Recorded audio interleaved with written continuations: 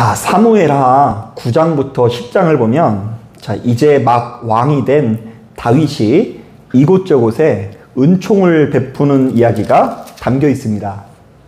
자, 먼저 여러분 눈으로 봐보세요. 9장 1절을 보니까요, 다윗이 누구에게 은총을 베푸는 이야기가 담겨져 있습니까? 사울 왕가의 남은 자에게 은총을 베푸는 이야기가 나옵니다. 자, 그는 이 요나단의 아들 무비보셋에게 이 사울 왕가의 재산을 물려주고요. 자, 자신과 독대로 식사를 할 수 있는 아주 막강한 권한을 주게 됩니다. 자, 그러자 이 무비보셋은요, 너무나 감동해서 이렇게 말하죠. 저는 죽은 개와 같은 사람인데 왜 이렇게 저에게 큰 은총을 베푸시는 것입니까? 자, 그도 그럴 만한 것이 당시만 하더라도요, 자, 몰락한 왕가는요, 모조리 죽여버리는 것이 인지상정이거든요. 자, 그런데 다윗이 죽어 마땅한 자신을 이렇게 살려주고 도리어 은혜를 베푸니까 크게 감동을 할 수밖에 없었던 것입니다. 자, 그런가 하면 오늘 우리가 읽은 본문을 봐도 이 다윗이 은총을 베푼 이야기가 나오는데요. 자, 우리 10장 2절 말씀 같이 한번 읽어보도록 하겠습니다. 시작! 다윗이 이르되 내가 나하스의 아들 한온에게 은총을 베풀되 됐어요. 자, 다윗이 누구에게 은총을 베풀었다고요? 암몬의 왕 한온에게 은총을 베풀었다라고 이야기합니다. 자, 한온의 아버지 이 나하스가 죽자 다윗이 자신의 신하를 보내서 그의 아버지의 죽음을 문상하게 한 것이죠.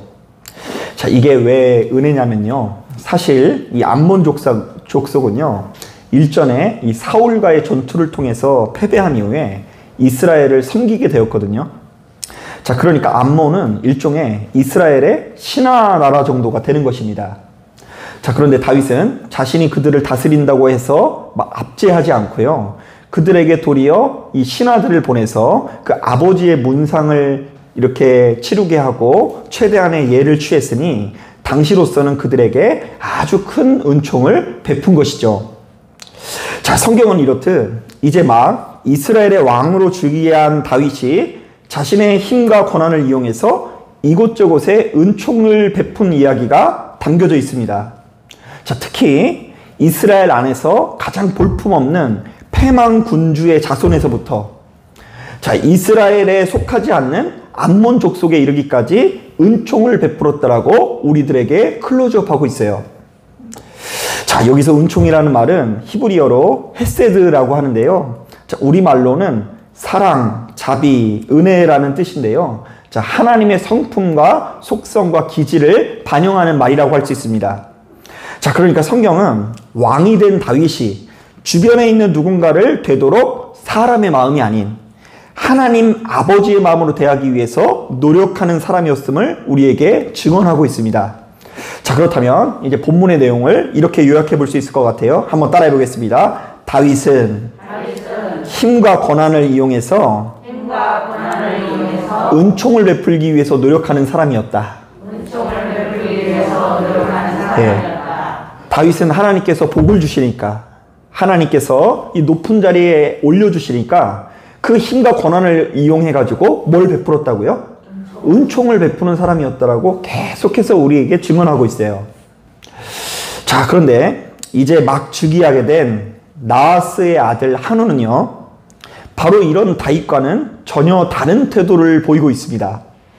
자, 우리 다 같이 10장 3절부터 4절 말씀 같이 한번 읽어보겠습니다. 시작!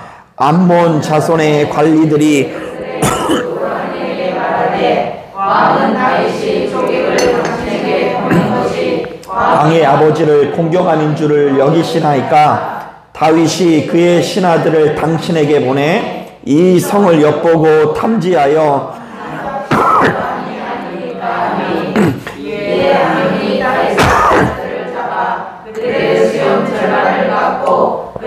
의복의 중동 볼기까지 자르고 돌려보내매. 자, 다윗이 보낸 신하들이 와서 문상을 하려고 하고 조문을 하려고 하니까요, 옆에 있던 신하들이 이상한 이야기를 하는 거예요. 자, 다윗이 우리에게 조문을 보낸 이유는 조문을 하기 위해서 온 것이 아닙니다. 그들이 우리의 성을 미리 염탐했다가 완전히 함락시키기 위해서 온 것입니다. 자, 그러자 암몬 왕 한우는요, 다윗이 베푼 은혜를 은혜로 대우하지 않고요, 아주 끔찍한 모욕으로 돌려주는데요. 다윗의 신하들을 잡아다가 그들의 수염을 절반 정도를 깎았다고 이야기하고요, 그들의 이 바지에 밑동을요 이렇게 잘라가지고 이제 굉장히 수치심을 주는 행위를 하는데요. 자, 이것은 당시만 하더라도 이 남자에게 성적 수치심을 주는 아주 모욕 중에 모욕이었다라고 합니다. 자, 그래서 이제 이게 얼마나 창피한 일인지 5절을 보니까 다윗은 너무 부끄러워하는 신하들을 배려해서 그들의 수염이 자랄 때까지 여리고성에 머물게 하는 것을 보게 됩니다. 자, 그렇다면 본문의 내용을 또 이렇게 요약해 볼 수 있습니다. 자, 한번 따라해 보겠습니다. 암몬 왕 한우는 자신의 힘과 권한을 타인에게 모욕을 주는 데 사용하였다. 자, 그런데 10장 후반부를 보니까 바로 이 일이 빌미가 되어서 이스라엘과 암몬 사이에 아주 엄청난 전투가 일어나게 되는데요. 자, 바로 이 전쟁에서 누가 승리를 거두게 됩니까? 이스라엘이 연이어 승리를 하게 되는 것을 보게 됩니다. 자, 그런데 바로 이 전쟁은 단순히 암몬과 이스라엘의 전투라고 할 수 있는 것이 아니라요, 자신의 힘과 권한을 이용해서 무엇을 베푼 사람이요? 은총을 베푼 사람과 자신의 힘과 권한을 이용해서 타인을 모욕하는 자의 전투라고 할 수 있고요. 자, 매사에 하나님의 마음을 품고 하나님의 뜻대로 행하려고 하는 자들과 매사에 자신의 혈기의 지배를 당해 욱하는 자의 전투라고 할 수 있는데요.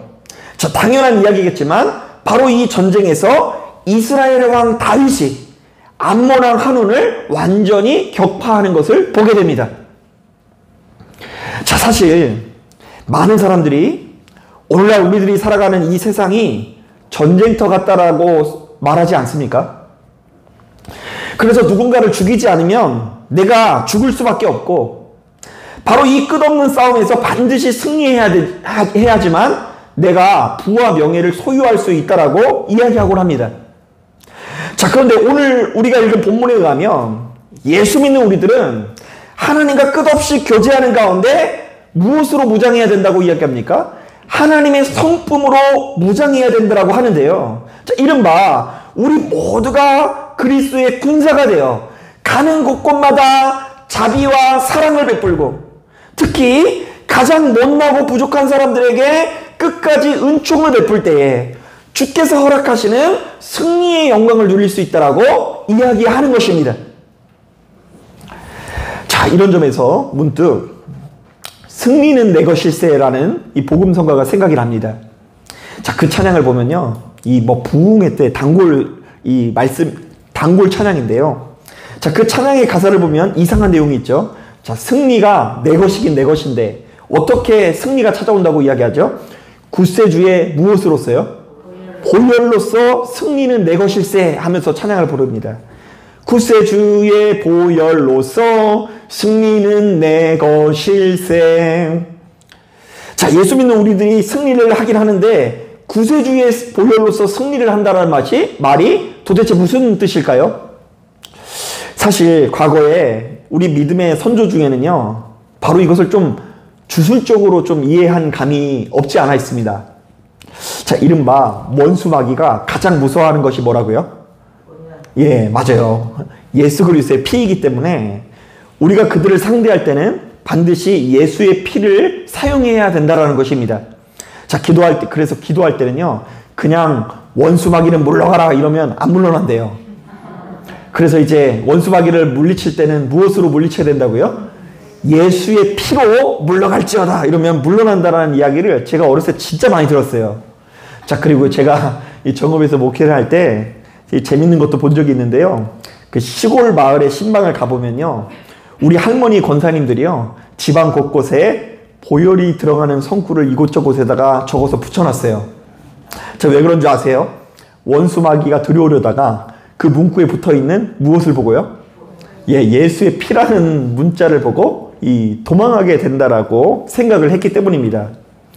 자, 그러나 예수 믿는 우리들이 구세주의 보혈로서 승리한다라는 것은 사실은 전혀 다른 의미가 있는데요. 자, 예수 믿는 우리들이 수시로 기도하면서 자기 자신의 감정과 성품과 기질을 거절하고 누구의 마음으로 사람들을 대해야 된다고요? 하나님의 마음으로 대해야 한다는 것이고요. 우리를 위해서 대신 죽으신 그리스도의 사랑의 마음으로 대할 때에 최후 승리를 누릴 수 있다는 이야기를 하는 것입니다. 자, 저는 이런 점에서 이사야서 53장의 말씀이 참 은혜가 되는데요. 자, 이사야서 53장을 이제 계속해서 이제 나이가 들어가면 들어갈수록 더 은혜가 되는 것 같아요. 자, 제가 한번 읽어볼게요. 그는 실로 우리의 질고를 지고 우리의 슬픔을 당하였거늘 우리는 생각하기를 그는 징벌을 받아 하나님께 맞으며 고난을 당한다 하였노라. 그가 찔림은 우리의 허물 때문이요 그가 상함은 우리의 죄악 때문이라. 그가 징계를 받음으로 우리는 평화를 누리고 그가 채찍에 맞음으로 우리는 나음을 받았도다.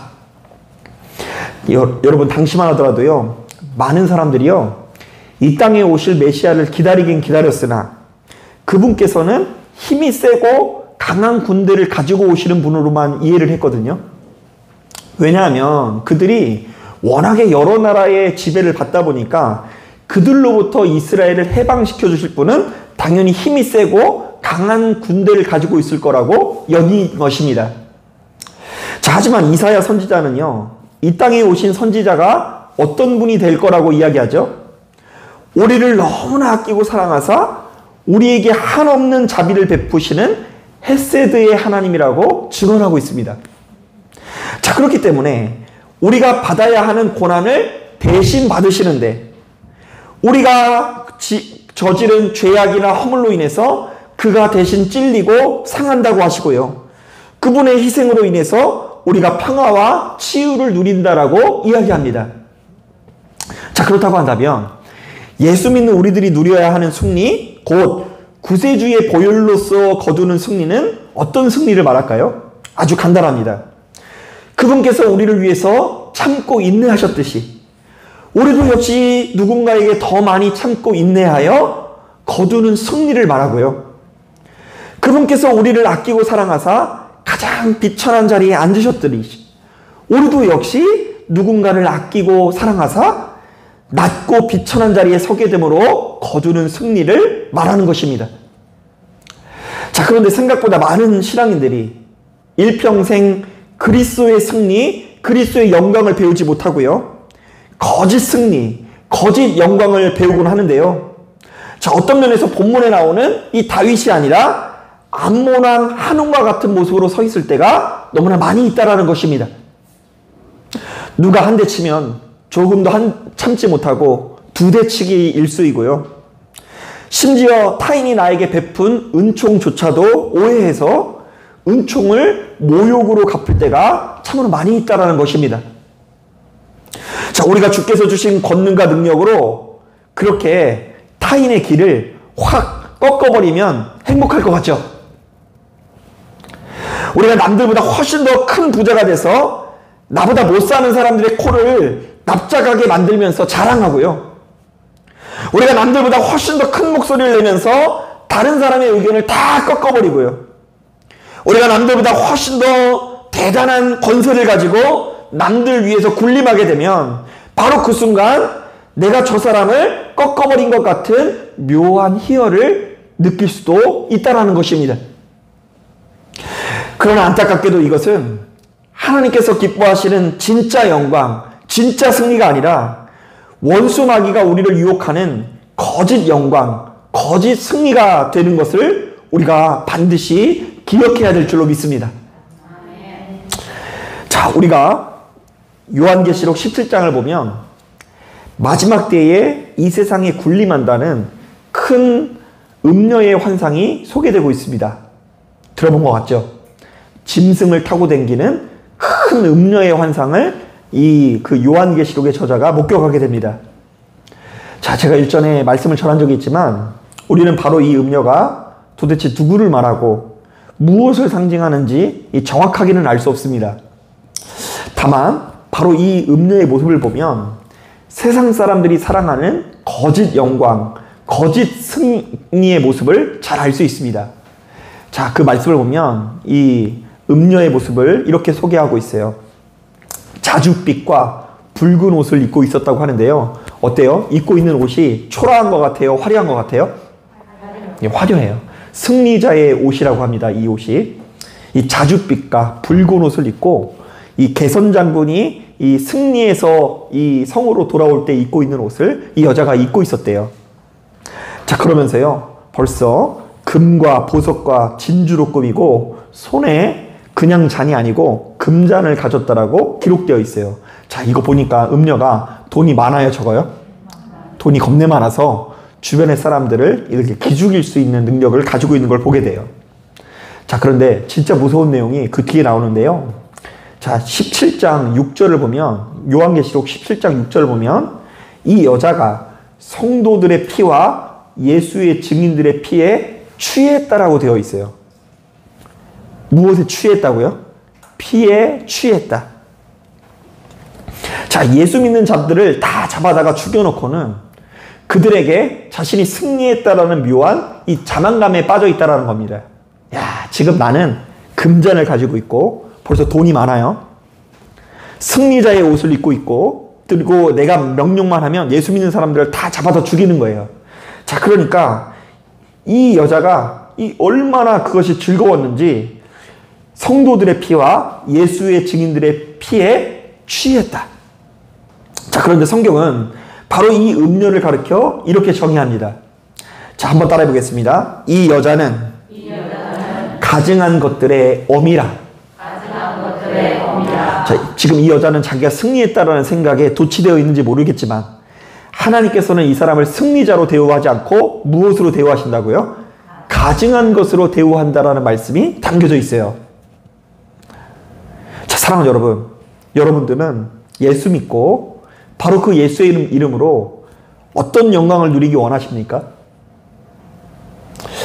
자, 이 교회 안에서 그 예수의 이름으로 가장 큰 부자가 되고 싶죠? 차마 대답을 못하겠나요? 다른 사람들 위에 서서 그들을 꼼짝 못하게 하는 어떤 희열을 느끼고 싶죠? 만약 그렇다고 한다면 그것은 제대로 된 신앙생활이 아닙니다. 우리가 예수를 참되게 믿고 있다면 시간이 흐르면 흐를수록 은총을 베푸는 사람이 되어야 합니다. 맨날 자기밖에 모르고 자기 가족밖에 모르고 주변 사람들을 섬기거나 사랑할 줄 모르고 주변에 많은 사람들을 아낄 줄 모르는 사람이 어떻게 영광을 누리는 사람이 될 수 있겠습니까? 맨날 내 눈에 거슬리고 못마땅한 사람이 나타날 때마다 눈이 벌게지면서 그를 모욕하기 위해서 혈안이 되고 매번 전쟁이 일삼는 사람이 어떻게 영광스러운 모습으로 변화될 수 있냐는 것입니다. 다시 한번 말씀드리지만 영광을 누리는 자는 은총을 베푸는 자입니다. 설령 죽은 개와 같은 사람일지라도 선대하고 사랑을 베풀고, 설령 별로 거룩해 보이지 않은 사람일지라도 선대하고 예를 갖출 줄 아는 사람이 진짜 영광을 누리는 사람인 것입니다. 저는 바로 그것이 눈에 보여요. 여러분, 가만히 보면 이 교회란 것이요, 어떤 면에서는 목사 마음대로 다 끌고 가는 것 같아도요, 이 몇 명이 모이건 간에 그 교회는요, 하나님께서 이끌어 가시는 섭리와 손길이 있거든요. 자, 그런데 우리 중 어떤 사람이 높아질까? 어떤 사람이 존중받고 존경받게 될까? 그것은 목소리가 큰 사람이 아니라 은총을 베푸는 사람입니다. 사랑하는 여러분, 바로 이 같은 말씀에 귀 기울이시고 본문에 나오는 암몬왕 한운처럼 거짓 영광에 도취되어 그것을 얻고자 수단 방법을 가리지 않는 사람으로 인생을 낭비하지 마시고, 이스라엘 왕 다윗처럼 진짜 영광, 승리를 누리시는 저와 여러분들이 되시기를 주님의 이름으로 축복합니다. 자, 기도하겠습니다.